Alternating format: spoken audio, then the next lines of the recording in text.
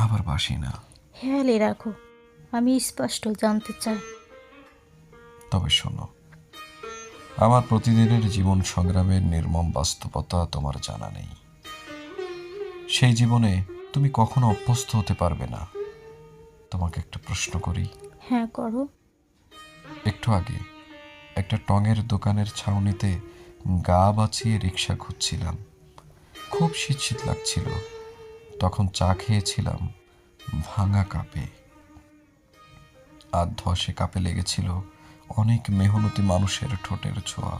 লেগেছিল থুতু, যা এখনো আমার ঠোঁটে লেগে আছে। তুমি কি পারবে সেই ঠোঁটে চুমু খেতে?